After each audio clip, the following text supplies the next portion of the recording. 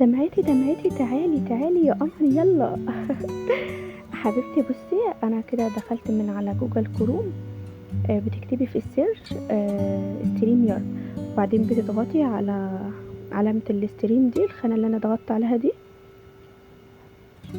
هيجيكي بنفس الطريقة دي، بس انا علشان انا مترجمة الصفحة هيكون معاكي مختلفة شوية.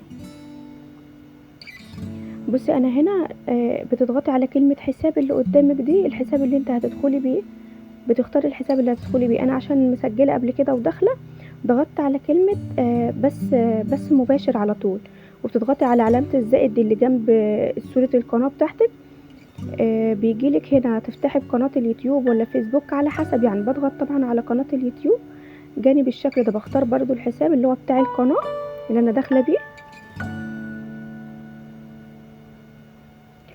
بيجيلك هنا بالشكل ده كده، بتعملي متابعة وبتضغطي بعد متابعة بيجيلك سماح، بتضغطي سماح زي ما انت شايفة كده.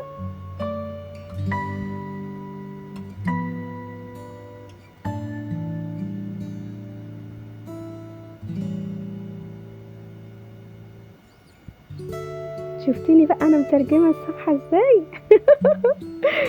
هنا بقى بيجيلك البث، يعني عشان تكتبي العنوان. انا يعني مثلا بتكتبي مثلا اللي هو تجربي، انا كنت عاملاه كده بالشكل ده. الخانه اللي بعدها دي ملكيش دعوه بها خالص، دي بتاع الوصف، وطبعا الحفل ما بيتعملش له وصف، ده لو فيديو. اللي انا ضغطت عليها ديت اللي هي العرض يكون البث يكون مباشر يعني. وضغطت هنا كده زي ما انت شايفه، وهنا كده بيدخلك على الاستوديو بعد ما ضغطتي. اللي فاتت دي دومتي علشان خاطر يكون علني يا عمري. كده انا دخلت اهوت على الاستوديو زي ما انت شايفه. هنا كده بتقفلي الكاميرا. المايك طبعا خليه مفتوح علشان دي كانت مصيبتي امبارح في اول الحفل.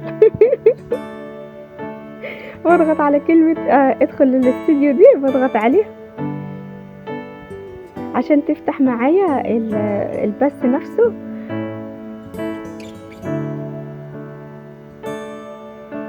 بيجي زي ما انت شايفه كده، او كده جاهز للتشغيل على طول، ان البث تفتحيه. او لو انا عايزه اذهب للبث، اذهب للبث ديت، يعني خلاص كده اشغل البث، ان البث يشتغل. هنا كده دعوة دي اللي هي دعوة الاصدقاء، لما يكون حد عايز يطلع معاكي في المنصة. هنا كده الرابط، بتضغطي على نسخ، بيتنسخ معاكي على طول. بترجعي تاني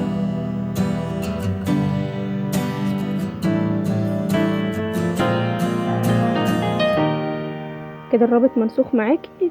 لو انت طبعا الكاميرا برضو بتبقى مقفولة هنا، ترجعي هنا للشات، ادي هنا كده الشات. لو انت عايزه تنزلي بقى الرابط، عايزه تكتبي كومنت، هنا كده بتكتبي او بتنزلي الرابط من هنا، وبتثبتيه في الشات. هنا كده بيكون الشات معاكي.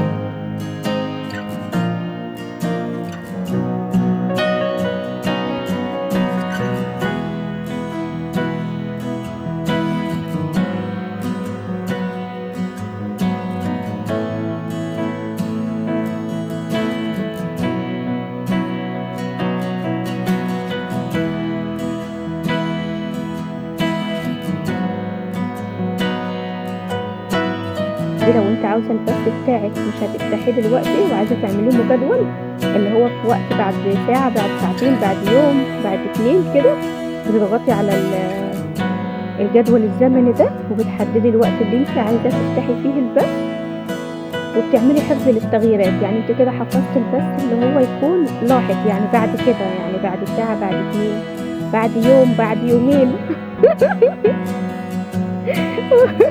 وعايزاكي تسمعي بقى الفيديو ده وتضحكي، ها، زي ما كنت امبارح كده وتضحكي عليا. ماشي يا دمتي؟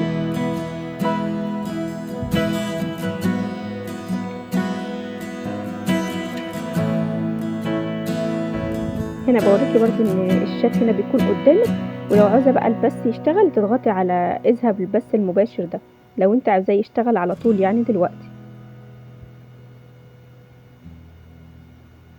هنا طبعا البثوث دي اللي انا كنت عاملاها هحذفها حالا، بس هنا أنا كنت راجعة تاني فبيجيب لي الصفحات اللي أنا دخلت عليها.